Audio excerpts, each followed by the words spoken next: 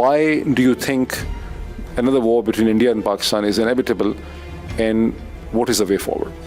हमारे यहाँ हमारे मुसलमान भाई उनके रिश्तेदार पाकिस्तान में हैं तो डरते हैं उनसे फ़ोन पे बात करने के लिए, अपने ही रिश्तेदार से। आज जो हमें अमेरिका को देखकर हमें लगता है कि हम कितने पीछे हैं, पड़ोस चाइना से देखकर लगता है हम कितने पीछे हैं।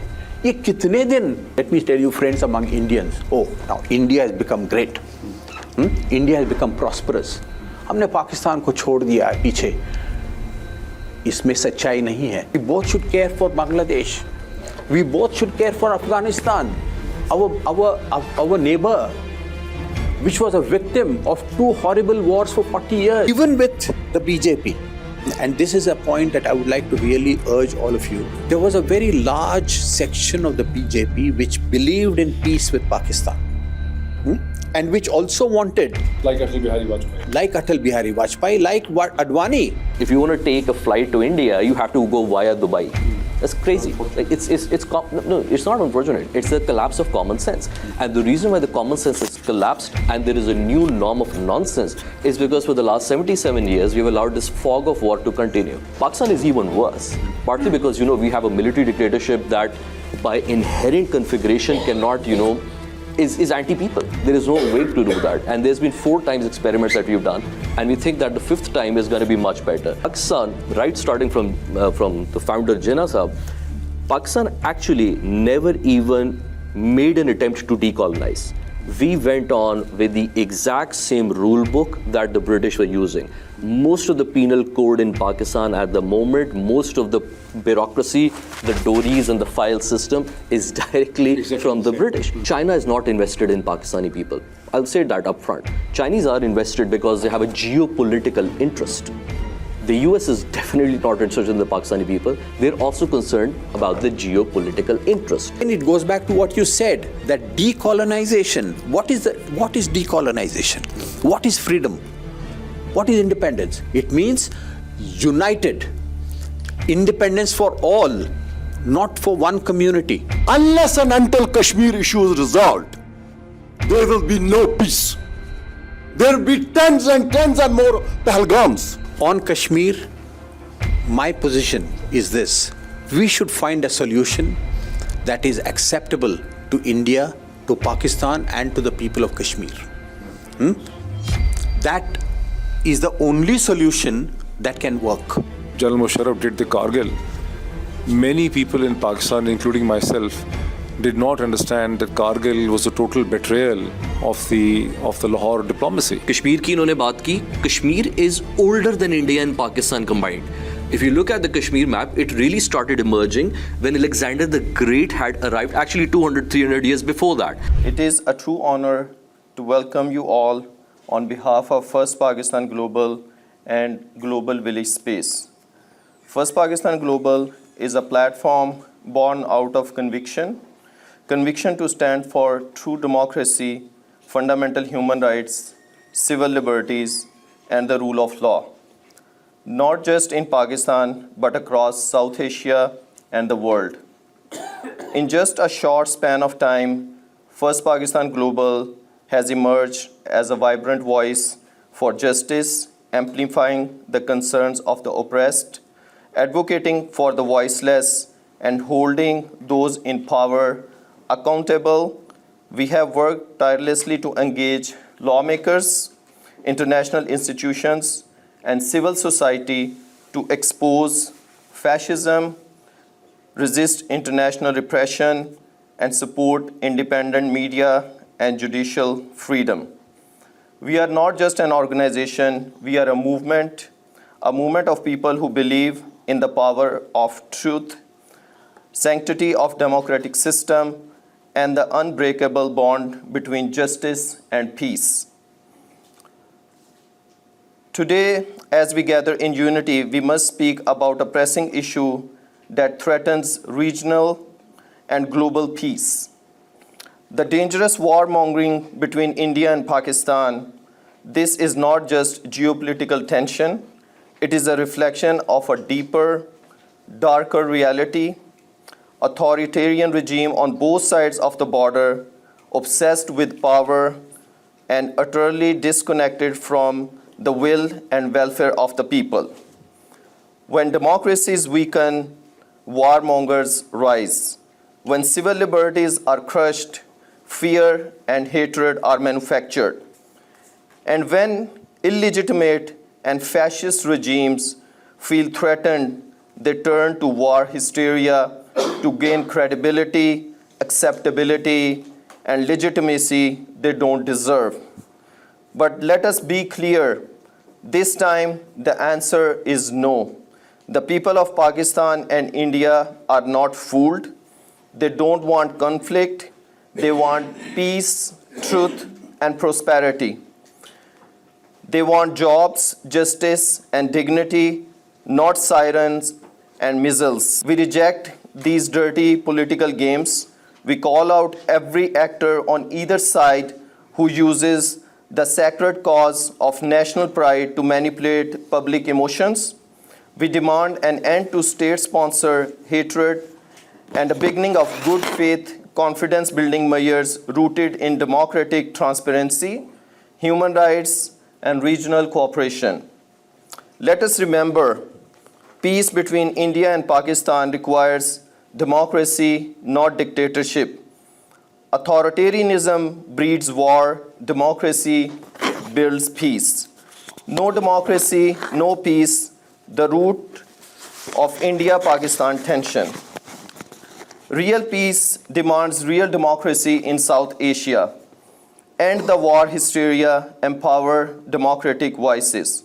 This is our message today. This is our commitment every single day. Together, let us rise above borders, propaganda, and fear. Let us fight not each other, but the forces of fascism and injustice. And let us declare with unity and resolve, peace is possible, but only through democracy. Thank you, and may justice, truth, and humanity prevail. Now I would like to introduce the moderator of the event today. That's Dr. Moeed Pirzada. He's a prominent public intellectual from South Asia. He is a known TV anchor, columnist, and editor, and is one of the most influential vlogger of South Asian community in the United States. Almost 5 million are following him on Twitter, Facebook, YouTube, and other platforms. He has worked with several top TV networks of Pakistan, including Jio, ARY, Dunia, and was head of PTV English state broadcaster. He is founder of editor of Global Village Space publication that has been read more than 100 million times in last 5 years. And his articles have been carried by national and international publications. So I'll give mic to Dr. Moeed to continue the proceedings of the seminar. I hope I'm being heard at the end. I'm using the microphone only for the recording purposes. The topic today is how to end curse of unending wars between India and Pakistan, how to end the curse of unending wars. And the sub-theme is that democracy is not possible without ending the conflict between India and Pakistan. That's the sub-theme. Now, Usman has introduced, but I want to basically introduce everyone here and as to where we're coming from. I have worked for more than 10 years in Central Superior Services of Pakistan after graduating as a medical doctor. And then after studying from the US, I switched to media. And apart from the media, as a television anchor, I have also worked as a consultant with USAID, European Union, World Bank, and other organizations. And I was actually organizing the events. So I have organized more than 100 events where I've been acted as a moderator. But this is a difficult event. This is why I'm actually describing the background, because we are going to talk against the national narratives, against the divide and the national narratives which we have been hearing for the past 80 years. So it's a kind of difficult discussion which needs a lot of patience. After this Pahalgam tragedy and the terrorism, I was increasingly thinking that India and Pakistan, in United States, we need an India and Pakistan peace lobby. Then when Sudharna Kulkarni Sahab, he was in Latin America traveling, I'll speak more about it, he contacted me and he said that we need to, have an India-Pakistan peace lobby, and United States is the right country for this. So that was to my heart. However, this India-Pakistan peace lobby in United States is important for other reasons as well. And the reason is this, that if anyone who is sensitive to politics can see that there is a political change within the United States where there is a strong movement which argues that all the immigrants that came from the non-Western European background, especially after Second World War and 1950s, are not necessarily the right Americans. And they cannot say, because of the political process and because of the legal boundaries, they cannot be very clear and vocal about it, but that is very perceptible that this is how they have started thinking. So they see the fresh immigrants after the Second World War as outsiders. So the need for better understanding between people of South Asia, India, Pakistan, Bangladesh, is all the more needed. So this is one point. Now let me quickly say a few words about both my panelists. On my left is Mr. Sudhendra Kulkarni. He's a man of politics and ideas, very interesting transitions all his life. After studying from Indian Institute of Technology in Mumbai, he joined the Communist Party of India, Marxist. In 1996, he announced that Marxism is not for India and is not for any part of the world, and joined Bharatiya Janata Party, BJP. He had been a director of operations in Prime Minister's office with Prime Minister Atal Bihari Vajpayee. He had also been a speechwriter for Atal Bihari Vajpayee. He also always believed in India-Pakistan peace. He was the first in the inaugural Delhi Lahore bus service. He was actually one of the fellow travelers. In 2009, he left Bharatiya Janata Party, principally on the differences with RSS, that he thought that Rashtriya Savayam Sevak Sangh, RSS, is overtaking BJP. When he spoke to me, he was traveling across Latin America. Once again, I think mostly socialist and Marxist countries, so he can actually comment upon that. Is he becoming once again socialist and Marxist? But this background, this brief background, helps you understand that Sudharna Kulkarni, has been an insider of the Indian political system and thought. He has also remained affiliated with Observer Research Foundation, where he also it was an Observer Research Foundation that you invited Kasuri Sahab, right? In the book inauguration, the ex-foreign minister of Pakistan on his book, and then RSS Gundas blackened his face. Instead of washing his face, he actually sat with Kasuri Sahab with a blackened face to let the world know as to what RSS really believes in. So thank you so much, Sudharna Kulkarni sir, for making it. To my right is, this is just an accident that Hossain Nadeem is sitting on my right. It's not a right-left over here. There were only two directions. One is right, the other is left. So Dr. Hossain Nadeem is currently teaching. The last I knew, he was teaching at the Elliott School at the George Washington University, unless you have moved to the other university. Johns Hopkins. You're now at the Johns Hopkins, right? So Hossain teaches at the interface of national security, artificial intelligence and data analysis. After studying from the George Washington University, then Cambridge in United Kingdom, and then from the Sydney University, where he did his PhD and his doctorate. Then he probably did his postdoctoral work back in the US, right? Yeah. After the Sydney University, right?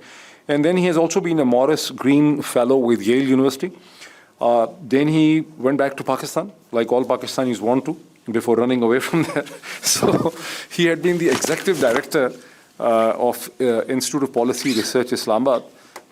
This is an institute which is very central in terms of thinking in Islamabad, and this working as an executive director for the Institute of Policy Research, IPRI, got him the opportunity to interact very intimately with the Prime Minister's office. Prime Minister was Imran Khan at the time, also with the military, and also with Pakistan Foreign Office. So he is also an insider of the contemporary recent political thought, the way it is in Pakistan. In the audience, I see many people who are very clued on. I see Nurani Sahab, I see Anwar Iqbal Sahab here from the Dawn. So the idea behind all this is an interactive discussion. So I will just ask one question, and I hope that you can complete yourself in 10 minutes in answering to this question from Kulkarni Sahab and then to Hossain Nadeem. So my question to you is this. When you spoke with me somewhere from Latin America, you said you fear that another war between India and Pakistan is inevitable. Why do you think another war between India and Pakistan is inevitable, and what is the way forward? I will give you the microphone.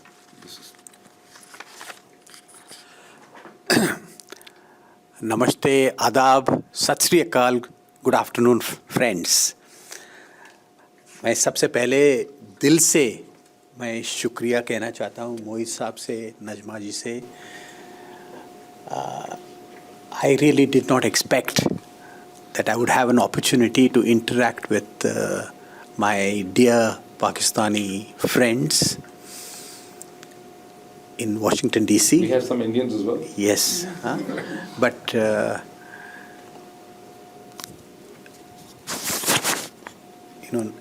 that actually triggers one memory in me. When I was in the BJP, I worked very closely with both the Prime Minister and the Deputy Prime Minister. I worked very closely with both Prime Minister Vajpayee and the Deputy Prime Minister Lal Krishna Advani. And in 2005, I accompanied Advani ji on a very important visit to Pakistan. And in an event organized by SAFMA in Lahore, he said, there is a little bit of Pakistan in every Indian and a little bit of India in every Pakistani. So when you said that there are some Indians here, I really feel that if there is any one thing that we should take away from today's event, and I was listening very closely to what Dr. Usman Saab was saying earlier, let's rise above borders. Patriotism is important. Indian patriotism is important. Pakistani patriotism is important. But the time has also come for what I would call South Asian patriotism, a common South Asian patriotism. Okay. I would add just one little bit to the introduction that graciously Moeed Saab gave. I've been a Marxist. I've been with the BJP at very senior levels, but I quit the BJP before Modi became Prime Minister. And I did so because I came increasingly under the influence of the philosophy of Mahatma Gandhi, who was, as all of you know, he was a champion of truth and non-violence. Let me begin, therefore, by reading out what Mahatma Gandhi said on 26th January 1948, which is just 4 days before his assassination by a Hindu extremist. Nathuram Godse was a Hindu extremist who killed Mahatma Gandhi just 4 days. And as many of you perhaps know, Gandhiji was a saintly man. Every evening he would have all religion prayer meetings in which devotional songs of all religions, including Islam, would be recited, for which of course he became a victim of anger by Hindu bigots. But on that day, 26th January 1948, he said, and this is after partition has happened, and we know what kind of partition it was, very bloody. The largest trans-border migration in human history, in entire human history. So he says, both India and Pakistan are my country. It takes some courage to say, in the heat of all that happened, the carnage, the Holocaust, he said, both India and Pakistan are my country, and I am not going to take out a passport to go to Pakistan. In fact, he had said that I would stay for 3 months every year in Pakistan. Though geographically and politically India is divided into two, at heart we shall be friends and brothers, helping and respecting one another, and be one for the outside world. Now, this was 26 January 1948. Exactly 1 month later, 26 February 1948, Quaid-e-Azam, Muhammad Ali Jinnah, in his conversation with the first American ambassador to Pakistan, Paul Ehrling, he said, because he was asked by the ambassador, what kind of relationship do you envisage and desire between India and Pakistan? He said, what I sincerely wish is an association similar to that between the United States and Canada. And further, he told the ambassador that I have told Gandhi, Nehru, and others that Pakistan desires defensive understanding with India on a military level, with no time limit, similar perhaps to the US arrangements with Canada. Now, this was the vision of our founding fathers. And perhaps some of you know that Quaid-e-Azam, who spent most of his working life in Bombay, and he was a very successful and great lawyer, he built a palatial building in Bombay's most posh locality, Malabar Hill. It's called Jinnah House. It still stands today. So after partition, our first Prime Minister, Nehru, he asked our High Commissioner in Karachi, which was then the capital, to go and meet Jinnah to ask him what he wanted for that property. Because as you know, after partition, the two governments came to an understanding about the so-called evacuee properties. Now, if Nehru or the government of India wanted, they could have just done whatever it wanted with that property. But Nehru said, no, it belongs to Jinnah. So therefore, we must honor his wishes. So he sent his High Commissioner. The High Commissioner asked him. Jinnah's reply was, go and tell Jawaharlal, first name basis. It's all on record. Go and tell Jawaharlal not to break my heart. I have built that house with my sweat and blood. I want to go back and live there. These are Jinnah's words, which means, of course, Pakistan was a reality. He was the founder of Pakistan. But he did not envisage that the partition would be such that there would be a Berlin Wall between India and Pakistan. यहाँ से कोई वहाँ नहीं जाएगा, वहाँ से कोई यहाँ नहीं जाएगा.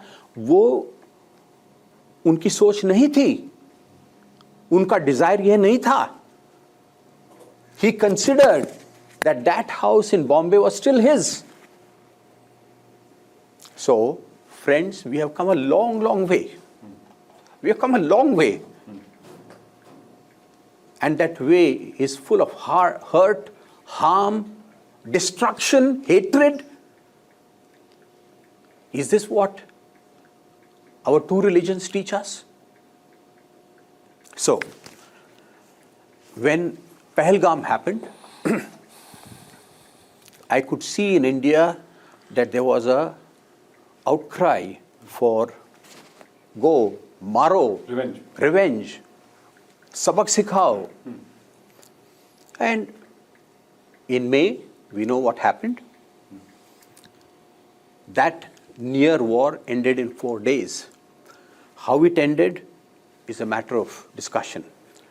But even in those 4 days, we came to know how terrible modern warfare can be. Because we have seen that in Ukraine. We saw that a month later in Israel's attack on Iran. Israel's barbaric attacks, continuing attacks on Gaza. So, this is the future. Let's not think that this cannot happen. And if it happens, we both are nuclear-powered nations. दोनों के पास बम है. And once the escalation starts, we don't know what could happen. So therefore, this had to be stopped. तो जब मैंने आपको phone किया, मैं Brazil गया था to participate in a BRICS seminar. There was a BRICS summit, as you know. और मेरी बहुत सालों से मेरी एक सोच है कि ये जो डायस्पोरा कम्युनिटी है, Indian diaspora, Pakistani diaspora, Bangladeshi, Afghan, Sri Lanka, this can be a great resource for peace, which should be activated, energized. So इसलिए मेरे पास इनका नंबर नहीं था, तो मैंने आपको फ़ोन किया, मैंने लिखा. I was so surprised, friend, that I got a very prompt, positive response from Moeed Saab. And the only purpose that brought me to the United States this time, this has been a long travel for me. From India, I went to China, to Brazil, to Chile, and USA. That course, this course. The only reason I've come to USA is because I think that this diaspora community is something that needs to be activated. This is where people's voice is. Dr. Usman Saab ने बहुत सही कहा, people's will and people's welfare, they have to come to the fore. Let's talk about welfare. You know, South Asia is the most populous region in the world. 1.8 billion people, more than China, but least integrated. Least integrated, least level of inter-regional cooperation. Internal trade. Internal trade. हमारे यहाँ हमारे मुसलमान भाई, उनके रिश्तेदार पाकिस्तान में हैं, तो डरते हैं उनसे फ़ोन पे बात करने के लिए, अपने ही रिश्तेदार से, क्योंकि कोई फ़ोन गया तो उसके आगे दिन कोई एजेंसी वाले आएंगे, तो पाकिस्तान ने फ़ोन किया आपने. Now this is so complete isolation. This has to be broken. Now, friends, you might think I worked for the BJP, but I worked for a prime minister who genuinely believed in India-Pakistan peace. Atal Bihari Vajpayee. I traveled with him in the same bus from Amritsar to Lahore. And when he came to Lahore, at the governor's house there was a reception. Nawaz Sharif साहब बैठे थे, तो उन्होंने एक अपनी कविता सुनाई. He was a great poet. He was a poet in Hindi. तो मैं वो जो कविता है, वो जो पोएम है, जो इस अपील में मैं सुनाना चाहता हूँ, क्योंकि मैंने जब आपको कहा कि another war looks inevitable, we must make it impossible. What looks inevitable should be made impossible. यानी जंग नहीं होना चाहिए. तो उनकी जो कविता है, the title of that poem is जंग न होने देंगे. जंग न होने देंगे. तो हम जंग न होने देंगे, विश्व शांति के हम साधक हैं, जंग न होने देंगे. विश्व शांति, वर्ल्ड पीस. कभी न खेतों में फिर खूनी खाद फलेगी, खलियानों में नहीं मौत की फसल खुलेगी, आसमान फिर कभी ना अंगारे उगलेगा, एटम से नागासाकी फिर नहीं जलेगा, युद्ध विहीन विश्व का सपना भंग नहीं होने देंगे. युद्ध विहीन विश्व ने a world without war. This dream we shall not allow to be shattered. युद्ध विहीन विश्व का सपना भंग न होने देंगे, जंग न होने देंगे. हथियारों के ढेरों पर जिनका ढेरा, हथियारों के ढेरों पर जिनका ढेरा, मुंह में शांति बगल में बम, धोखे का फेरा. कफन बेचने वालों से कह दो चिल्लाकर, दुनिया जान गई है उनका असली चेहरा. कामयाब हो उनकी चाले ढंग, न होने देंगे, जंग न होने देंगे. हमें चाहिए शांति, अमन. हमें चाहिए शांति. जिंदगी हमको प्यारी. हमें चाहिए शांति, जिंदगी हमें प्यारी. हमें चाहिए हमें चाहिए शांति, सृजन की है तैयारी. सृजन इज कंस्ट्रक्शन, क्रिएशन. जो हमारी तैयारी है वो कंस्ट्रक्शन के लिए है, क्रिएशन के लिए है. हमने छेड़ी है भूख, जंग भूख से बीमारी से. हमने छेड़ी है जंग भूख से बीमारी से. आगे आकर हाथ बटाए दुनिया सारी। हमने ये जो जंग छेड़ी है, we appeal to the entire international community to come and extend the hand of cooperation to both India and Pakistan. हरी भरी धरती को खूनी रंग न लेने देंगे, जंग न होने देंगे. Now the last lines, very important. Bharat Pakistan पड़ोसी, भारत पाकिस्तान पड़ोसी, साथ साथ रहना है. भारत पाकिस्तान पड़ोसी, साथ साथ रहना है. प्यार करे या वार करे, दोनों को ही सहना है. 3 बार लड़ चुके लड़ाई, कितना महंगा सौदा. 3 बार लड़ चुके लड़ाई, कितना महंगा सौदा. रूसी बम हो या अमरीकी, खून एक बहना है. रूसी बम हो अमरीकी, खून एक बहना है. When he wrote this poem, neither India nor Pakistan had a nuclear bomb. Before that he had written this. जो हम पर गुजरी वो बच्चों के संग न होने देंगे, जो हम पर गुजरी वो बच्चों के संग न होने देंगे, जंग न होने देंगे. So when he read out this poem, I was sitting, there was an elite of Lahore. I was sitting backbench, deliberately to know how the people would react. And I could see that many people, Pakistanis, had tears in their eyes.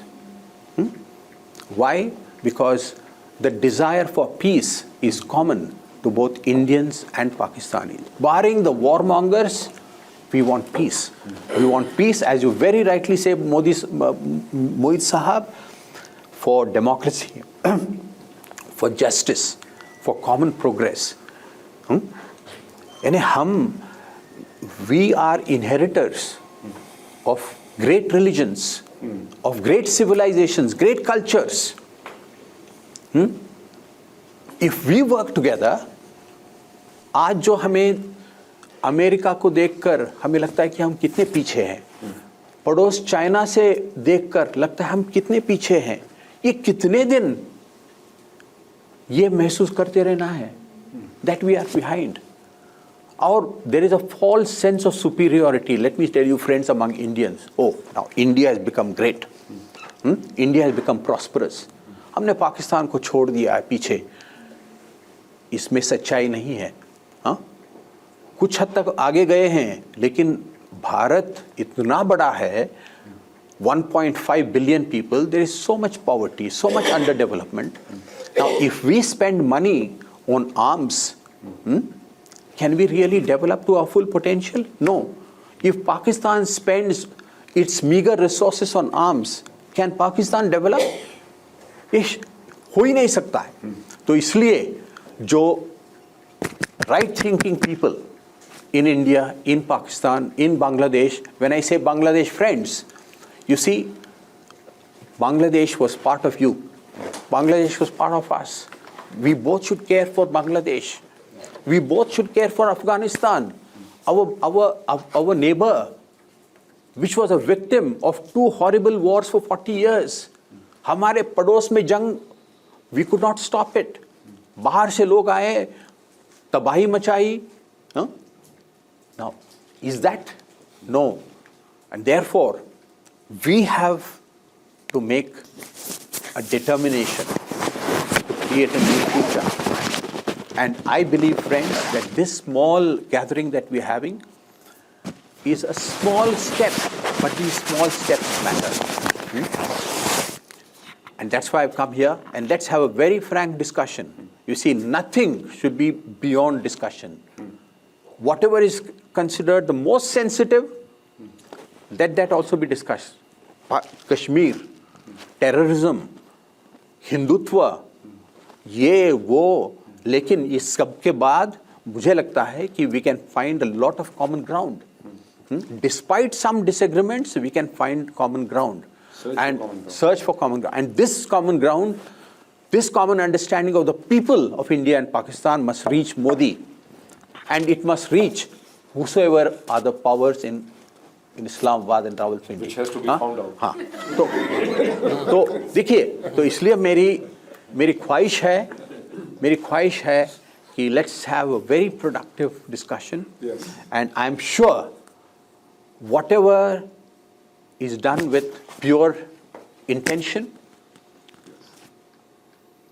One great thing I've learnt about Islam is that even the smallest thought in a human mind is known to the higher power.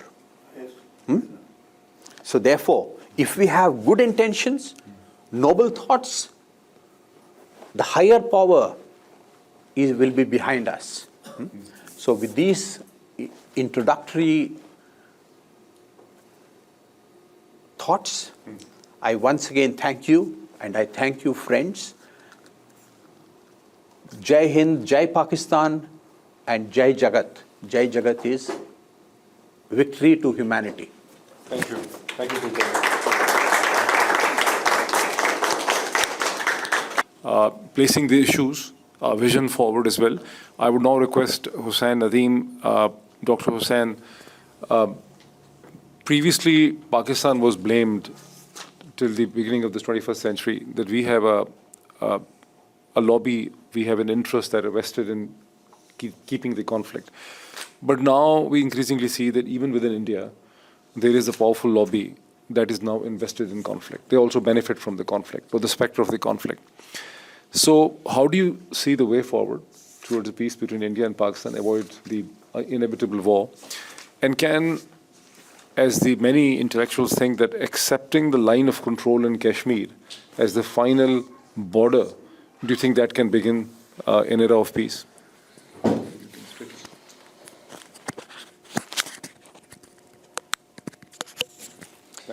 Thank you. I think I have more questions right now. I'm still trying to absorb Kulkarni Saab's conversation on this, but truckloads of conversation I think that can happen on this. But I do data, and I do data for a living. I've done that for the last 15 years. I do data for national security, and we make predictions on what is likely going to happen. Sometimes our predictions are very accurate, sometimes they're very, very much off. But to start off with the main point, what would it take for India and Pakistan to have peace? I think it's rather very simple. India has to stop being India, and Pakistan has to stop being Pakistan. Foremost, I don't think the current configuration that we have, India and Pakistan, I'll try to explain that in shortly. And I'll try to explain it actually in 3 levels. Part of the reason, I think, because it's the conversations when we're talking about strategic level, or when you're trying to make any sort of predictions, you have to look at the data that is coming from 3 different data inputs. One is what's happening at the international system. The international order, as we know right now, is changing. It's changing very, very fast. And if you look at what's really happening, I think one of my favorite books, Romance of the Three Kingdoms, Chinese classic book. There is an opening line in that book, which is basically it goes about like this, the empire long divided must unite, long united must divide. So an empire that has been long united will crumble, and something which has been crumbled will unite again. So if you look at it, the international order in 3 different pockets, you look at Europe, Ukraine, you look at South Asia, you look at what's happening in China, there is a sort of reconfiguration, which basically means there is a reunification, and then there is disintegration. So different phases of civilizations, they go into this process of disintegrations and reunifications, and it's a cycle over and over again. So we have to look at which phase of civilization we are at right now. The phase we are at right now is a very dark phase, where you're seeing constant breakdowns of the international order. So this is not the period of stability. We have to understand there is going to be chaos, there is going to be uncertainty, and what we knew, the comforts that we had in the last 50 years are now going to exist. So that's at the international order. They'll apply same to the India and Pakistan. Now, the second point is what's happening at the bilateral level between India and Pakistan. And I think that's even more interesting to observe, because what you notice is an artificial construct. Pakistan is an artificial construct. So is India, by the way. There is nothing organic about India. If you run the history, Kulkarni Saab is much more versed in history than I am, but if you run the 4,000 years of history of this region, starting from the Mauryans to all the way down to what we have right now, there has never been a region which is, a constant state of peace.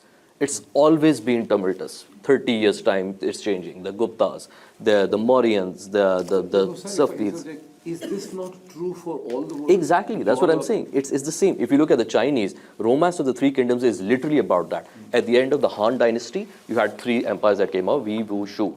These three kingdoms come about, and then the Jin Dynasty combined them all together, and then it collapsed again.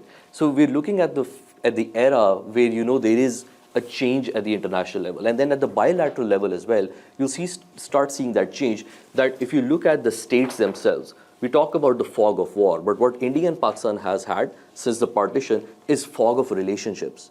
In fog of war, the main problem is that you start making very stupid decisions because you don't have good data. Now, prolong that for 77 years, you're making stupid decisions on the day-to-day basis from both sides. There is not one side on it. So it's a fog in relations where the common sense has practically collapsed between the two countries. And if you want to look at the deeper data on that, you can actually look at the data on the stunted growth in both countries, which stands at 48% in Pakistan and about good 35% in India. In the rural areas in Pakistan, it's about actually 60%. So that's where the two states are, in the fog of war, the oversized state structures, the oversized military expenditures, and everything. So the fog of war has allowed something which we call the cost of war. Now, the cost of war has come because, in some estimates, it's about $5 to $7 trillion that has been spent on this ridiculous configuration that we have as India and Pakistan right now. How do we calculate that? So if you look at how the India and Pakistan has positioned their GDPs in the last 77 years, calculate that, calculate the military expenditures, and calculate the opportunity cost. So the trade volume, which should have been 25, is right now at about 1 billion. If you want to take a flight to India, you have to go via Dubai. That's crazy. Like it's not unfortunate. It's the collapse of common sense. And the reason why the common sense has collapsed and there is a new norm of nonsense is because for the last 77 years, we've allowed this fog of war to continue. And the reason why that's continued, I can talk a little bit more in detail. And then you come at the third level. So the international order, the bilateral level, and at the unit level. If you look at both countries at the unit level, look at the human conditions that have prevailed. You take China as a context of that. So 62 till now, China has been able to pull 800 million people out of poverty. They have been able to rapidly develop. But if you look at India and Pakistan, sure, as Kulkarni Saab mentioned that, India has gone a little bit forward. But if you really look at that, India has produced, 100, 200 more billionaires? But has it really changed the public, the public in that sense? Not really. It may take another 200 years maybe to change that. Pakistan is even worse, partly because, we have a military dictatorship that by inherent configuration cannot, is anti-people. There is no way to do that. And there's been 4 times experiments that we've done, and we think that the 5th time is going to be much better. So the unit level, the states have gone into a different direction. India is sure a democracy, but increasingly becoming more and more authoritarian. Pakistan, who has toyed with democracy and dictatorship, is completely a lost state. So I wouldn't even say Pakistan is going into the military direction or other. Pakistan doesn't even know what its footings are, which basically means You say that it is kind of now difficult to even define what Pakistan's politics is. It's difficult to actually define Pakistan as a concept, frankly, if you ask me. And if you look at these 3 different levels, you'll start realizing that the international order, the way it is breaking down, is directly having an impact on the regional level and on the local level as Pakistan as unit. Because every time there is a change in the government in the US, and if it is going to have an impact on Pakistan's future or the relations with India, then essentially that what we are living in is an artificial construct which has gone after the post-World War II international order. So every time there is a crack in the international order or the international order gets a little bit reconfigured, the gigantic impact of that will be felt all the way down in Ghadi Khuda Baksh, in Multans, in all of these regions. Part of the reason of that is the sovereignty or the agency that was supposedly to be received in the post-colonial world was never really there. We falsely call it post-colonial worlds. It's still very much present colony. And I say this for both India and Pakistan. India is not separate. Now, the only good thing about India is that India is trying. Its political leadership and its national discourse has tried to separate itself as a third option in the global discourse. Pakistan, right starting from the founder Jinnah Sahab, Pakistan actually never even made an attempt to decolonize. We went on with the exact same rule book that the British were using. Most of the penal code in Pakistan at the moment, most of the bureaucracy, the Dories and the file system is directly from the British. There is never an attempt in Pakistan's history. And to a certain extent, I also think that maybe the Muslim leadership in India never even wanted independence. They wanted independence from the Hindus, maybe not from the British. Because every action that you see after what has happened is essentially aligned with that. So when you talk about the India and Pakistan war, I'll come to that right now, is I don't think both nations can survive as they are right now. It is crazy to believe that India as it is and Pakistan as it is can continue to survive in an era where the international order is being completely reconfigured. Now, the greatest pressures are technology and the collapse of the international monetary system. So once the financial systems are getting pressured, the trade systems are getting pressured, the resurgence of China is there. Pakistan cannot continue to be Pakistan. India will not be able to continue with India. Now, that is the setting that I want to propose. Now, what can we do about it?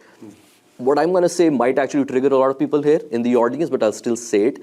I don't think Pakistan has any other future except for relations with India, a closer relations with India, and frankly, with India as well. India cannot grow without Pakistan. Now, the reason why I say that is very simple, and having worked that in the government, having seen things a little bit too clearly, China is not invested in Pakistani people. I'll say that up front. Chinese are invested because they have a geopolitical interest. The US is definitely not interested in the Pakistani people. They're also concerned about the geopolitical interest. Now, the only great nation that is emerging, a large economy, that is actually interested in the Pakistani arts, culture, language, food, etc., is India. I mean, there's no denial in that. So the way for Pakistan to actually bulwark against or do the balancing act between China, which is completely on a different trajectory with Pakistan, and with the US, that is now in a very different way dealing with Pakistan, is by opening up with India. Because India allows you that sort of muscle to have that sort of, engagement, which can push back both the US and China. Because now, of the cultural affinity, because of the language. Cultural language and everything. I mean, we can continue to deny as much as we can, but I'm a Punjabi from Lahore, me from the other side, my friends that were in college with me, I think there are more similarities that I have with my friends from Punjab in India than I have from my friends in Karachi, straight up. Even our swear words are much more in common with friends in Punjab. So what I'm trying to basically say is not that, somehow Pakistan is collapsing or India is collapsing. I think both, as ideologically, they both have collapsed in many ways.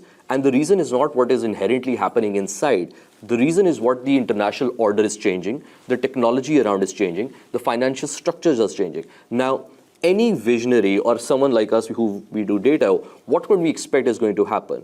Now, two things can happen. Either you understand what the change is going to be and you swiftly move on with each other, which basically means decentralize authorities, open up the bloody borders, absolutely nonsensical borders which are construct of the very, very wrong era of post-colonial world, which shouldn't have existed in the first place, are somehow still lingering on.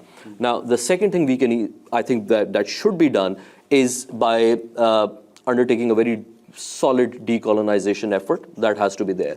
Now, the problem is that's not happening anytime soon, because it comes down to the third layer, which we talk about, the unitary layer. At the unitary layer, you have in Pakistan a very strong military establishment, a very large state institution, which is not trained in peace, it's trained in war. To expect them to undertake peace, which I think India was naive throughout. I have a lot of respect for your former boss, Atal Bihari Vajpayee sahib, but if he thought or anyone thought that, Musharraf's four-point Kashmir plan was actually tangible, was living in a cuckoo's land, that plan was not even accepted by the military itself. So the thing with Pakistani dictators is usually they start off with being very hard on India. Over time, most of the political leaders and the military leaders realize that, Pakistan's only way of growing is actually India. So by the time they're going out, they start coming up with these new ideas on how to solve Kashmir issue, how to solve issues with India. I think the domestic political and institutional pressures in Pakistan is so much, the inertia is so much, that it cannot allow any political leader to have that sort of mileage that can negotiate peace with India. So what can possibly happen? What will possibly happen is that when you're unable to survive as a state, functioning state of society. Now, one way of that is that your economy completely collapses, which recently Pakistan had a problem. And the previous army chief was very open about the idea that, we should forget about Kashmir and open with India. General Bajwa. He was very much open about that. And so was General Musharraf. By the end of his tenure, he was also very much open about that. Kashmir, sure, but let's start talking trade. So there is an appetite. There is definitely an appetite. So what really blocks then? I think that's something that we can all discuss. But just to recap, 3 different layers: international order, which is changing, and Pakistan is a byproduct of the international order starting from the World War II, which is now cracking. So once that order is cracking, you're going to start seeing recurring patterns of India and Pakistan war. So one quick question to you. First of all, you say international order is cracking. The new term which I saw in foreign affairs is international disorder. Basically, now what we are actually experiencing is an international disorder. So what exactly do you mean when you say that Pakistan and India have not been decolonized, and Pakistan never made any attempt in decolonization? India has been a democracy for the past 77 years. Pakistan has mostly been a military-ruled polity. What is the meaning of not being decolonized? Section 144. Section 144. Both countries still apply Section 144. I mean, that's one of the basic manifestation of how do you deal with crisis, how do you deal with chaos. You have taken, and I think this is what happened in the Praetorian oligarchy that emerged out of the partition in Pakistan. Somehow they realized that, British were actually dealing these people in a very good way. Their governance model was just perfect. So why replace it? You continue to do with the exact same British leftover model, and then you start governing or misgoverning these people. Except for the fact that what British left as the education, health system and all of that, it collapsed under your governance. So by the colonial structures, what I say is that the core infrastructure that allowed the colonial project to continue in this part of the world was never decolonized. And to say that Pakistan, in case of Pakistan, we never even invented a new language. By new language, I mean a language of, freedom or decolonization, until very recently with Imran Khan, by the way. That was the first time, some level of sovereignty came about. India, on the other hand, Kulkarni Sahib is much more versed on that, did start coming up with, these decolonial languages. I mean, with all,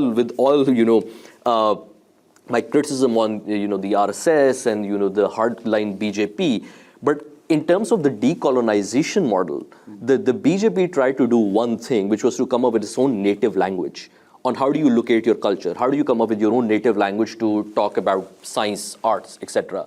Now that is a very problematic thing as well, because it can easily tip over on the other side as well. But I leave that for you to explain more, I guess. I have a question for you. Pakistan remained mostly a British kind of controlled bureaucracy. Do you agree that even India has not been able to decolonize itself? I agree that in many ways our decolonization struggle has remained incomplete and even stunted.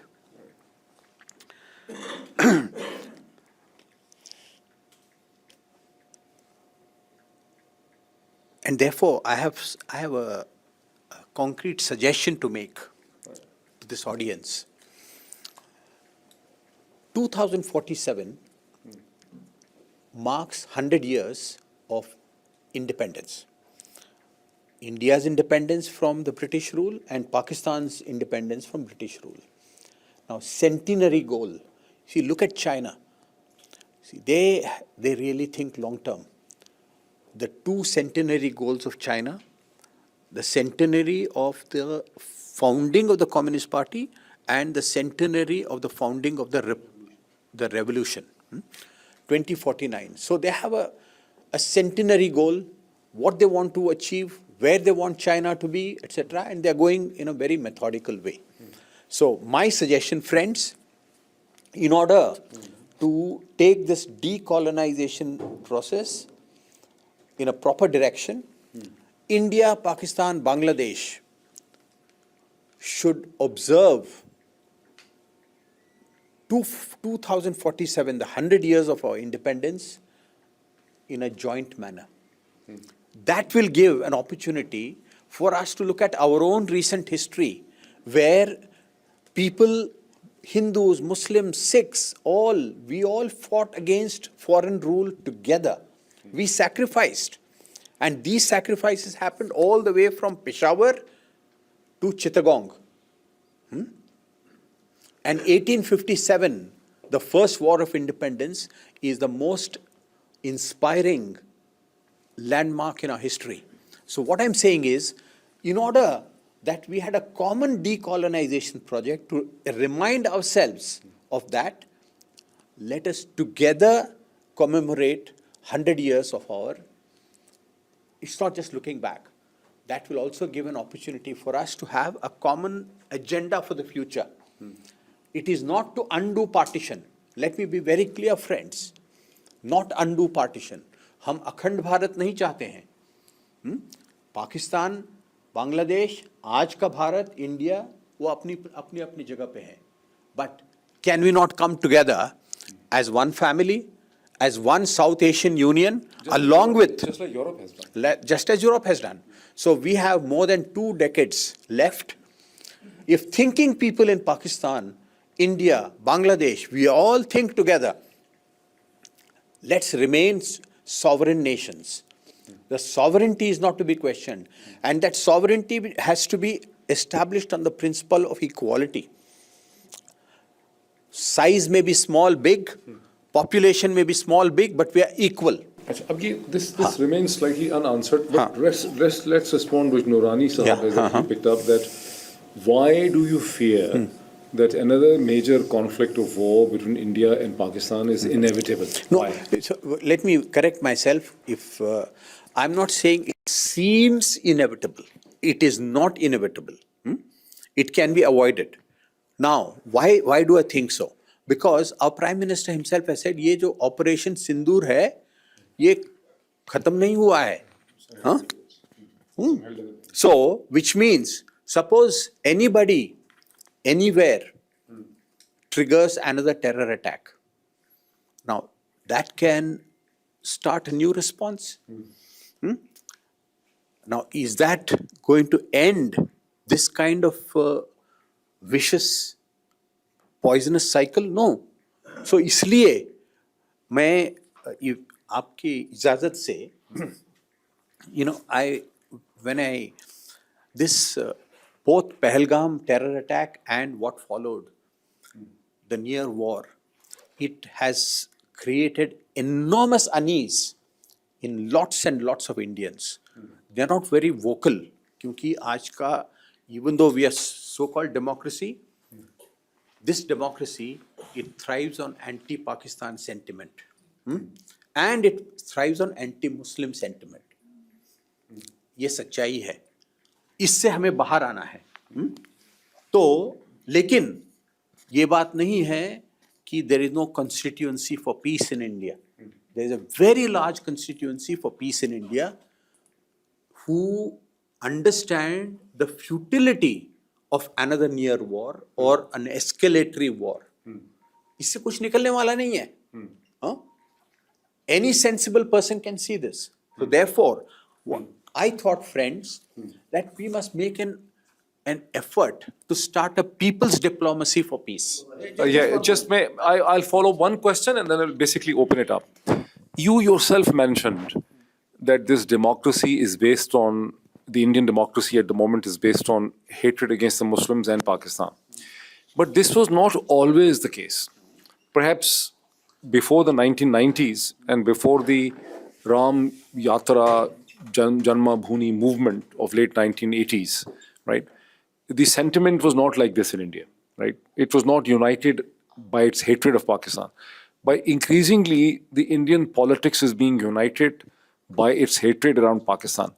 Why do you think it has happened? Is it just because of the propaganda of the BJP and the RSS, or something more fundamental, intrinsic is happening inside the Indian psyche, in which they're searching for a religious identity to unite the 80% of the Hindus? Let me hold it. Yeah. Just keep it going. देखिए, in a democracy, democracy is a great ideal. We all must strive toward democracy, but there is in the kind of democracy we have, there is one inherent risk, and that is any party that can mobilize just about sufficient number of votes and can come to power and can retain power does not then represent the will of all the people. What has happened in India is that currently the party in power has devised a formula, a successful formula, even with about 30% of votes, we can come to power. And those 30% are influenced by this idea, anti-Muslim, anti-Pakistan. But 70% is a large number. Now they are fragmented. Now in India, as you very rightly said, say from 1947 to 1990, etc., we had a different political trajectory. Now that changed. I do not want to go into wide change, etc. What I want to say, because that will take the discussion in a different direction. Even with the BJP, and this is a point that I would like to really urge all of you, there was a very large section of the BJP which believed in peace with Pakistan, and which also wanted, Like Atal Bihari Vajpayee. like Atal Bihari Vajpayee, like Advani. You see, 2005, he came to Pakistan, and please, he risked his political career on the agenda of peace with Pakistan. And he was voted out. He did not win. But these two stalwarts of the BJP, the founders of the BJP, made sincere efforts. So मैं इसलिए ये बात कह रहा हूँ कि हमारा जो political system है, it's a little complex. So please, I very strongly urge our Pakistani friends to make friends with every segment of Indian political establishment. आपको बहुत सारे दोस्त मिलेंगे. यहाँ भारत के मुसलमानों से आप ताल्लुक़ रखिए, भारत के हिंदुओं से ताल्लुक़ रखिए, अलग अलग पार्टी के लोगों से ताल्लुक़ रखिए, और पीस कंस्टिट्यूएंसी आप और हम मिलकर भारत में, इंडिया में ये पीस कंस्टिट्यूएंसी को और मजबूत करना है.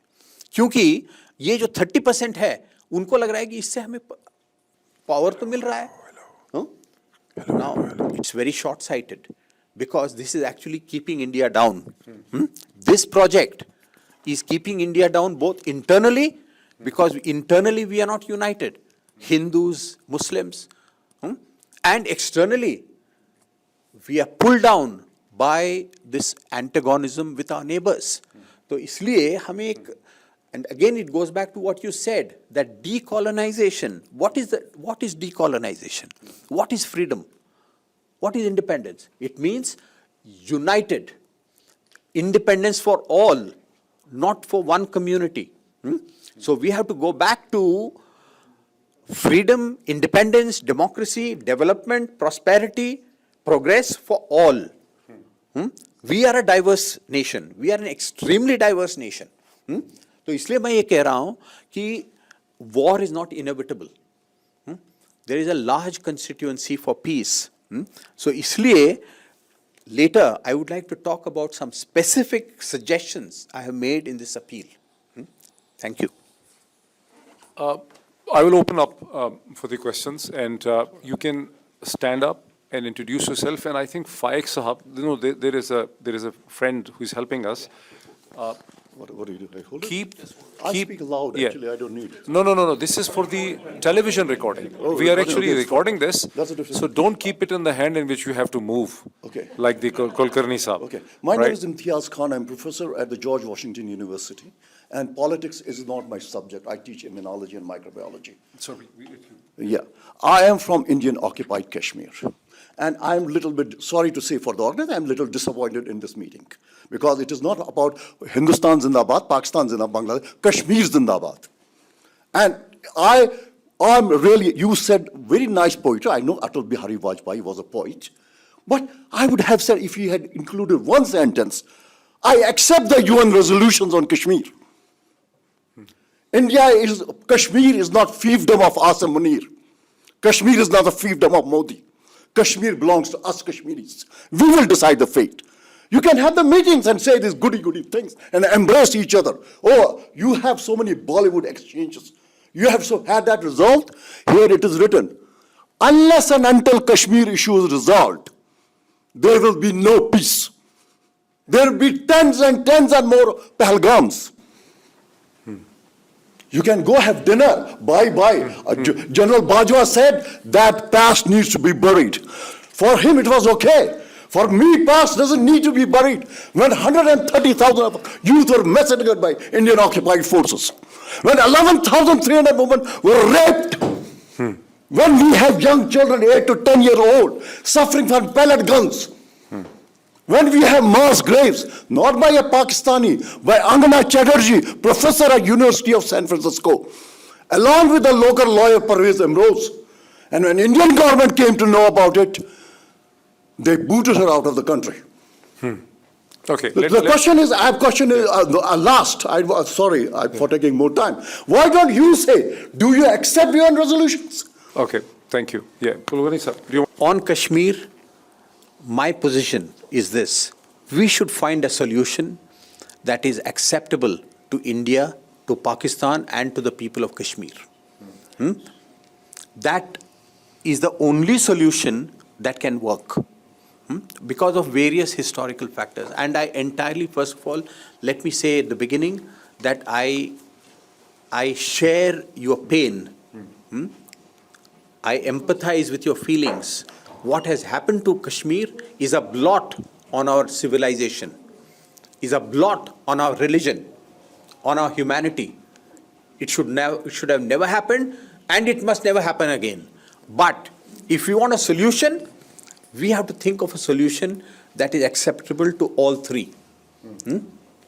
उसके अलावा होगा नहीं. तो इसलिए मैं समझता हूं कि हम भारत, पाकिस्तान, कश्मीर के लोग मिलकर ऐसा कोई एक सॉल्यूशन जरूर ढूंढ सकते हैं. It may not be 100% perfect, but we can then move forward. And moving forward becomes possible in a condition of peace, in a condition of reconciliation, in a condition of showing honest, sincere remorse. जो हमें हिंदी में कहते हैं पश्चाताप, पछतावा.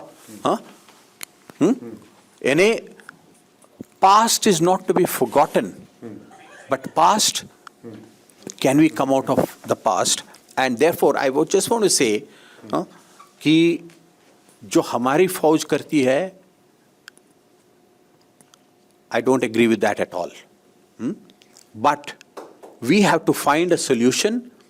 The people and all the right-thinking politicians of India, Pakistan, and the people of Kashmir. I have a quick comment on that, and I think you rightly stated with very deep emotions on the exact problem. And the starting में मैंने एक बात की थी, which I'm going to repeat again. The India and Pakistan in their current configuration will take next 100 years, and they will still not be able to solve the Kashmir problem. And the reason why that is because के दोनों मुल्कों में Kashmir issue has become part of their domestic politics, which is so bad that even in Pakistan and India, Kashmir is now one thing, a crisis that you want to continue in perpetuity, so that you can deliver on your political nonsense back home. There will be no peace. Exactly, that's what I'm saying. So which is India, Pakistan will decide anything. absolutely. So I agree. So that's As a Kashmiri, yeah. Kashmir doesn't belong to India. Kashmir doesn't belong to Pakistan. Kashmir belongs to Kashmiris, Yeah. and we will decide. Not because commonality between us and General Asim Munir will decide us.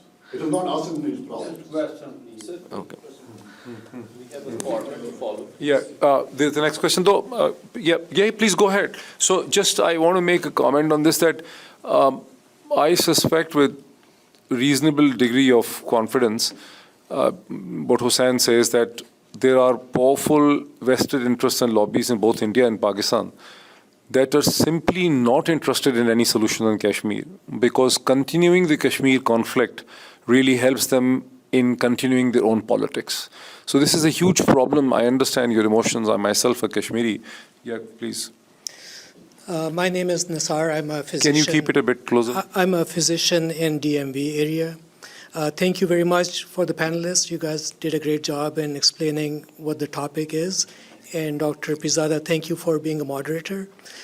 This morning, without knowing about this event, I was watching an interview of Shahid Khaqan Abbasi, a former Prime Minister of Pakistan, who happened to be present when Prime Minister Vajpayee came to Pakistan. You may have seen him there, Mr. Kulkarni. He was asked a question that what was the discussion between Nawaz Sharif and Vajpayee when they were alone. And Shahid Khan Abbasi said this, that Vajpayee, Prime Minister Vajpayee told Nawaz Sharif that by the end of this year, I will give you a plan about Kashmir, which you will have no problem agreeing to. Have you heard that mentioned before about their private conversation or not? And if you have, what were they thinking? I don't know about the private conversation, but what is said to have been conveyed by Prime Minister Vajpayee to Prime Minister Nawaz Sharif is exactly what Prime Minister Vajpayee told me. In 2004, Vajpayee and the party to which I also belonged then lost the election, unexpected. We lost the election. Soon after that, one day I was sitting with Vajpayee ji, just the two of us, and he said, if I had one more chance, I would have solved the Kashmir problem and the problem with Pakistan once and for all. That was the confidence. He also, and in another setting, he said that I would like the India-China border problem to be solved forever. Now, what is the basis on which that solution he was striving for? जब पहली बार prime minister बनने के बाद कश्मीर गए वाजपेयी जी, तो उन्हें reporters ने पूछा कि आप ये कश्मीर के मसले को इंडिया के कॉन्स्टिट्यूशन के दायरे में इसको कैसे हल कर सकते हैं? तो वाजपेयी जी कुछ देर तक रुक कर उन्होंने कहा कि हम इसे इंसानियत के दायरे में सॉल्व करना चाहेंगे. He said, not Constitution of India, the Constitution of say something, but इंसानियत के दायरे में. तो इसलिए दोबारा जब कश्मीर गए थे, I was with him, and just before inviting Musharraf to Agra, कि वो कश्मीर जाके उन्होंने कहा कि हम फिर एक बार दोस्ती का हाथ बटा रहे हैं.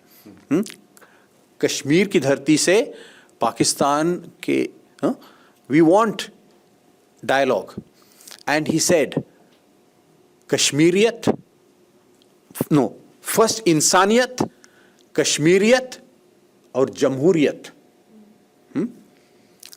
Now if we truly follow this path, कश्मीरियत, इंसानियत, जमहूरियत, तो ये जो सॉल्यूशन के जो आप कह रहे हैं, आज भी ये सॉल्यूशन निकल सकता है. Achha, we will take the next question. There's a huge problem. Yeah, please give her. How do people understand a situation? For instance, when Kargil, General Musharraf did the Kargil, many people in Pakistan, including myself, did not understand that Kargil was a total betrayal of the Lahore diplomacy. Because even if a plan existed for Kargil, after Vajpayee traveled in a bus and came to the Lahore Minare, Pakistan, and affirmed the existence from the BJP leader of the state of Pakistan, then doing the Kargil was a clear troublemaking so that India and Pakistan cannot come together. But at that time, we didn't realize that. We just thought that, it was something in the pipeline. Please go ahead. Before you, since आपने मीनारे पाकिस्तान का जिक्र किया, इसलिए मैं सिर्फ in one sentence I would like to say something. मुझे करना दे. Before 1999, when our Prime Minister set out to go to Pakistan in a bus on a peace mission, the program was being finalized. कि पाकिस्तान में क्या-क्या करेंगे. So there was a suggestion from the Pakistani side that he should go to मीनारे पाकिस्तान. तो हमारे यहाँ prime minister office में कुछ लोगों ने प्राइम मिनिस्टर वाजपेयी जी से पूछा कि आप मीनारे पाकिस्तान कैसे जा सकते हैं? इफ़ यू गो टू मीनारे पाकिस्तान, इसका मतलब होगा कि आप पाकिस्तान पर मोहर लगाएंगे। तो उनका जवाब था कि पाकिस्तान पर मोहर लगाने वाला मैं कौन होता हूँ? पाकिस्तान पर तो हिस्ट्री ने मोहर लगा दी है। It's a reality. Let's go ahead, let's move forward. Please go ahead. Thank you so much. So you guys have Kindly introduce yourself. Assalamu alaikum and namaste. My name is Nagmana Bajwa. I'm in a pharmaceutical industry, head of a department. So a couple of comments. Dr. Moeed, you mentioned sitting on your left and on your right, right? It's in the perspective. On my right is India and on my left is Pakistan. So I think if we as a whole, as a human being, change our perspective, especially in the countries we are in, I truly feel in the most recent history, and I'm involved with First Pakistan Global, and that's because I feel that we need to raise our voice at any level that we can, and at the grassroots level is where we can start to make a difference. I'll ask my question in a second, but I just want to make a couple of comments. One is that I've now did some reflection. I come from a political family. My great-grandfather and Nana, both of them were members of Legislative Assembly.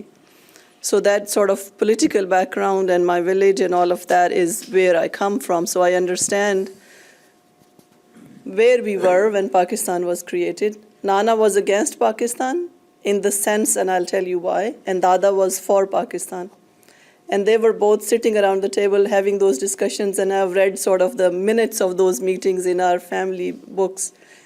The reason was because the start of Pakistan's seedling in terms of getting independence from Hindus was wrong. That's what he felt. He said, we are not getting independence from Hindus. We are Hindus and Muslims working together, getting independence from foreign nations.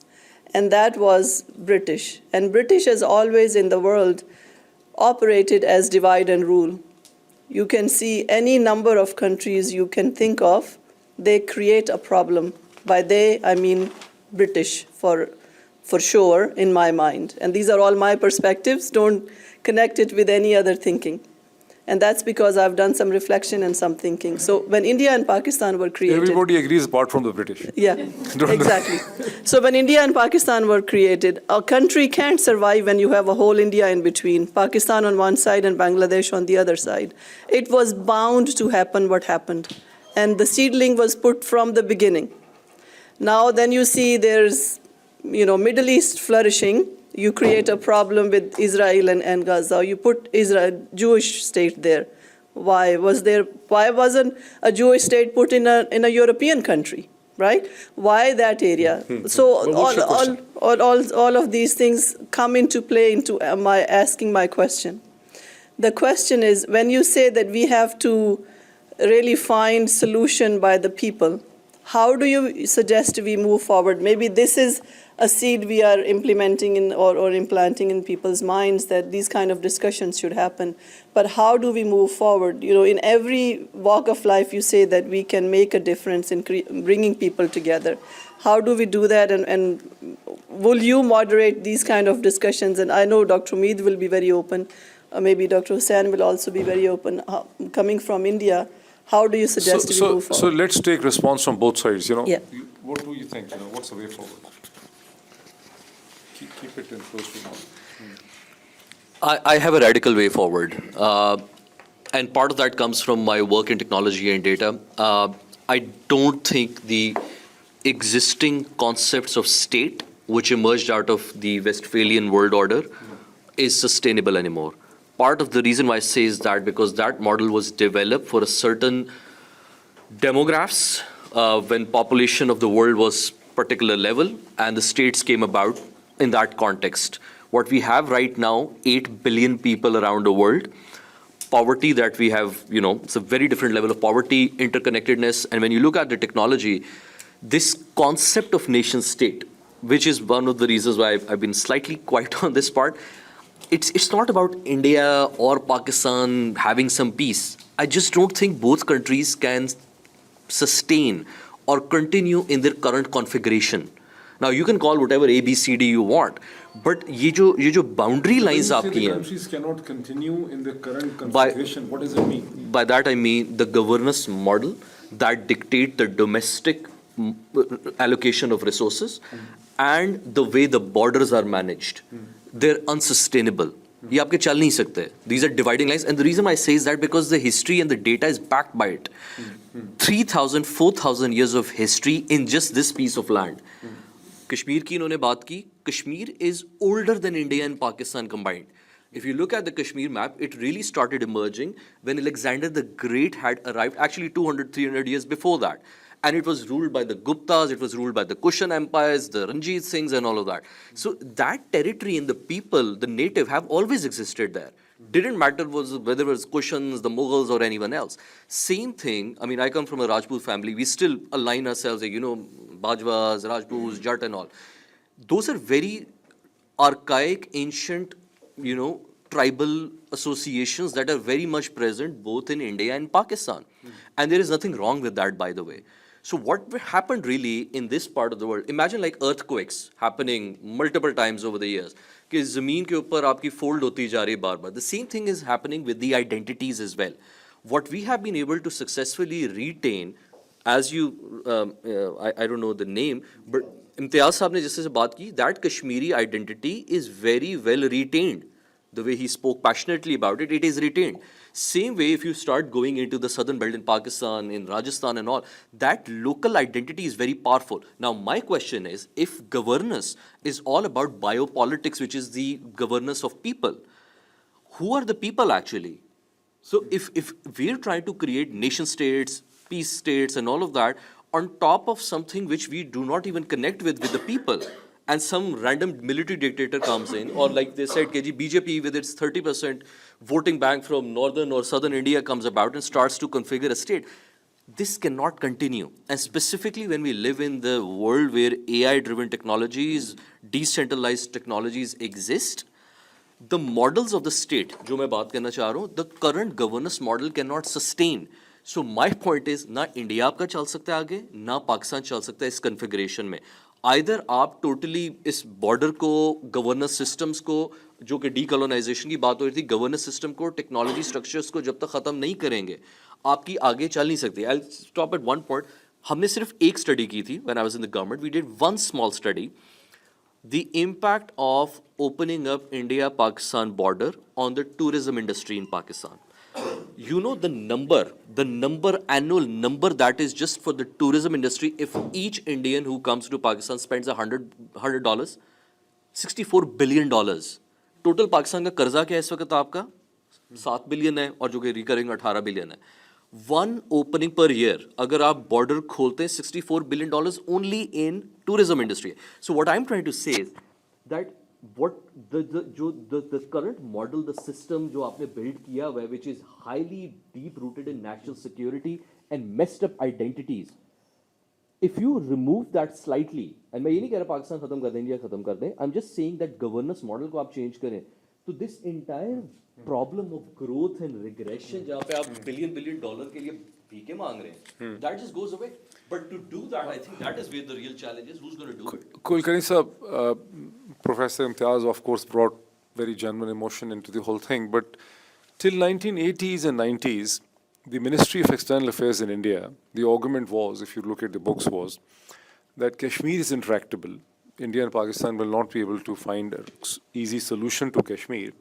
Let's improve the relationship and understanding between India and Pakistan. If there's less hostility, if people start coming, if there is tourism, if there is investment, if there is trade, if people of India and Pakistan are not hostile, then we will be able to find a solution for the Kashmir. Because Kashmir is the big thing, but let's take the low-hanging fruit. And Anwar Sahab, I will also like you to come into this discussion. Do you think this could be one of the way forward that we... Moid साहब, आपने जो कहा, it's self-evident. If India-Pakistan temperature goes down, we will begin to see so many bright opportunities, including peace, development, and dignity in Pakistan, in Kashmir. But Kashmiri temper has also to go down. It's not India, Pakistan only. नहीं, मैं ये कह रहा हूँ, देखिए क्या है कि what I heard from Nadeem Saab about this Westphalian nation state that was somehow imposed on us or we accepted is not something that has organically come out of our civilizational understanding of what we are. हाँ? ये कहीं Europe में आ गया और now that has become universal. It is unsustainable. Absolutely right. Huh? Now, let us therefore, the people of India, the people of Kashmir, the people of Pakistan, Rajasthanis, Keralites, Manipuris, let's think of what is it that can make us live together in harmony, respecting our identities. These identities must be respected, and yet making way for cooperation. Now, immediately we may not be able to change the boundaries. इसलिए आपने जो कहा governance, can we change some things in our governance which enable more and more cooperation, like tourism, like education. इतने सारे हिंदुस्तान से, पाकिस्तान से लोग America आ रहे हैं पढ़ाई के लिए, न्यूजीलैंड जाते हैं, ऑस्ट्रेलिया जाते हैं, वहाँ जाते हैं, यहाँ जाते हैं, क्यों ना?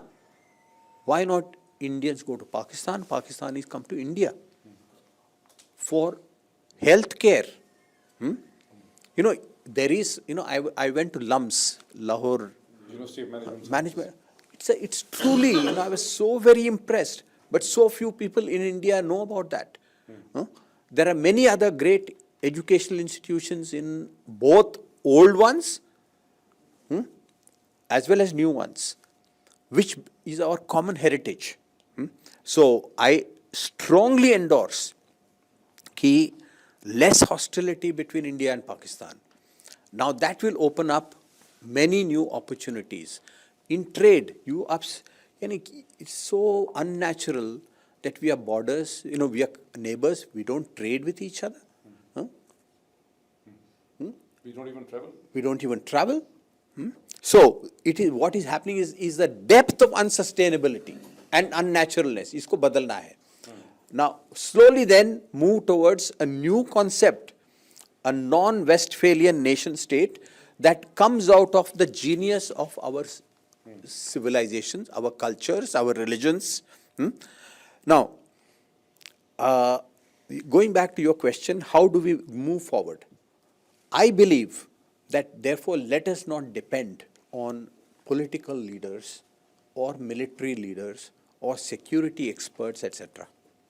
They are not going to find new solutions that work for both of us. It has to come from the people. It has to come from the people. Now, it's a long effort which requires patience and persistence. Lot of such conversations have to begin within India, within Pakistan, and most importantly between Indians and Pakistanis, Indians and Bangladeshis, Pakistanis and Bangladeshis. हम सब इस conversation को आज जितना हम बढ़ा सकते हैं उतना एक कॉमन अंडरस्टैंडिंग बनने लगेगी. It will give us confidence that by cooperation we can move forward. And cooperation is not, you know, आज ये जो हमारे यहाँ जो अल्ट्रा नेशनलिस्ट हैं जिनको लगता है कि it is by, you know, going into our own history and our own culture and our own Hindu identity we can make India great. Perhaps many people in Pakistan also might be thinking in a different way. No? It is impossible to achieve greatness through sectional identities. We have to once again come together. And that again brings us back to decolonization. I was so happy listening to this word that India did not win independence from Pakistan. Pakistan did not win independence from India. Pakistan did not win independence from Hindus. we together won independence from the British. Let this be understood very clearly. Then our togetherness will enable us to move forward. I see, Ria, I expect some questions from you. Anwar Iqbal sir, you should also participate in the discussion. Nurani Sahab, Dr. Saira has raised a hand. Yeah. Thank you very much. I'm Dr. Saira Bilal. I'm a Thoda sa uncha rheumatologist bole. here. I'm Dr. Saira Bilal, and I'm a rheumatologist here.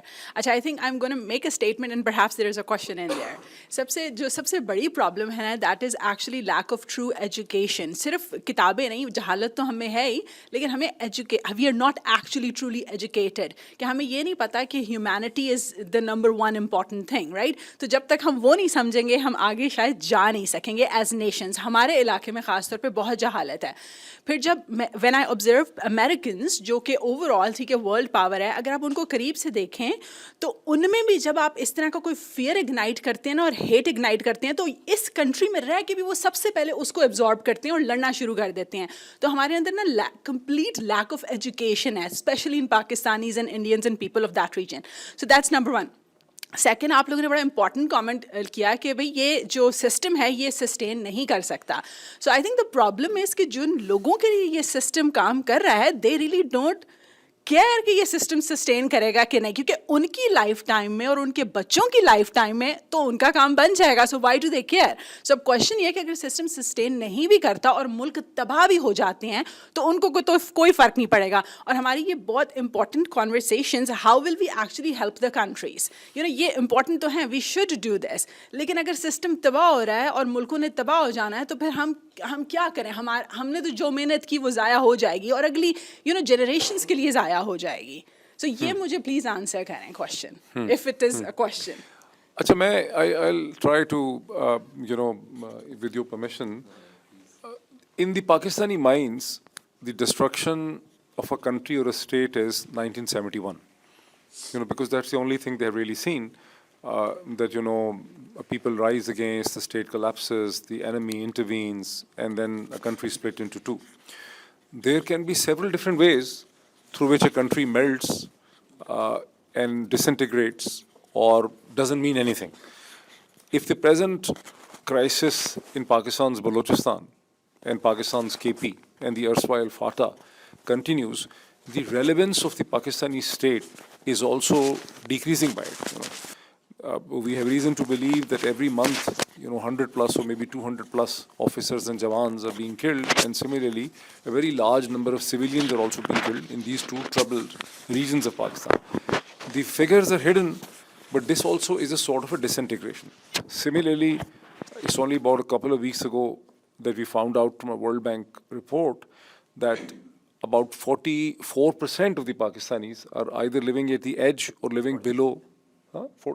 Almost 45% of the Pakistanis are living below the poverty line only, and also when the poverty is being defined as $4.90 a day, right? And then the same report also mentions that 16.3% of the Pakistanis are suffering from extreme poverty. While the India and China have eradicated extreme poverty, Pakistanis which didn't have extreme poverty, now 16.3% are having. So somehow or the other, in these strategic paradigms, when elites sit in think tanks, or maybe in the government, they're ignoring the fact that this is also a dissolution of the state. If people are so poor, if they do not have the caloric food and all that, that is also. Then one interesting thing which both Dr. Hussain and Kulkarni Sahab has repeatedly said, but needs to be opened up a little bit, this Westphalian state concept which evolved from Europe in middle of the 17th century was essentially a new concept, because for the greater part of the human history, people have lived under empires with their local identities. So when there was a Roman Empire or a Persian Empire, people had either the cities, they didn't have countries inside the empire. They had strong Samarkand, Bukhara and all that. They had strong city-states which are owing their allegiance to an imperial order, to a Shahanshah or an emperor or a king, but the local life was very much intact. This European model of the nation state has imposed a cruelty upon the local people and has taken away their identity away from them. So this was a European, and India, when the British came over there, was also an imperial order for the past, the boundaries kept on changing of the various empires, but Hindustan, in fact, British brought the term India. There was no term India before 1848. The first time it was used in the stationery, the garment stationery, was in 1858 when they said the government of India. Otherwise, it was Hindustan. So Hindustan was always a collection of various principalities, small states, different, city governments, different things. And the rulers of those principalities owed their allegiance to an emperor, but they had reasonable degree of autonomy. It was not like New Delhi and Islamabad that governed the life of people in Faisalabad, Gujranwala, Pindi, Bahawal, or different areas. I mean, all these were much, much more independent, just like the model we have in United States, where cities and states and different things are independent, and Washington increasingly is interfering in their lives, but Washington does not control their lives in the same way Islamabad controls the lives of the people. So I think I wanted to make these observations. So you want to make a comment towards that? I think I endorse this point, and I think this is also very important if you look at from the both sides as well. The Hamza Alvi, a Pakistani academic in 70s, wrote a very interesting paper on the overdeveloped state. He called Pakistan, he conceptualized Pakistan as an overdeveloped state. When state becomes too big, that it continues to act independently for its own survival. So instead of a state which is basically an artificial body that is supposed to serve the people start serving the state. So you start worshipping the state in return. What has happened both in India and Pakistan, India more recently, in Pakistan starting from the start actually, where you have states that are basically now running the entire show in the country. The private sector is done in Pakistan. There exists no private sector. Even that is now taken by the Fauji fertilizers and everything of that. In India, something recently emerged, which was the conglomerate between Prime Minister Modi's government and a few set of billionaires and tech people. Now, what they try to do is again a very centralized model of governance that basically creates its own language, its own culture. It celebrates India as having 120 billionaires and, showing Mumbai's and all, but it covers under the rug all the poverty that it is causing. In Pakistan, it is exactly the same, except for the fact that it is owned by an institution. So in India, they have the elections and the pretense of democracy, which to some extent it is in the term of process. In Pakistan, process bhi nahi ab exist karta. So what really now is happening in both states is that, and which is why I don't want to call myself anti-state, but I think this concept of state is redundant because both states are actually at war with its own citizens and people.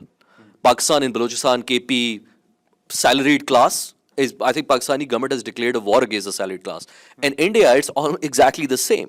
So it's coming in the racial form, in the form of religion, in the form of, different thing. Exactly same thing happening in both countries with different intensities. So while India is going this route of what we call the progress and all, and Pakistan is going in this direction, they're eventually meeting at the same destination, which is a very, very dangerous place to be. So now this is 3 minutes past 3. The room was booked by another party. They are already here. So we need to wind up.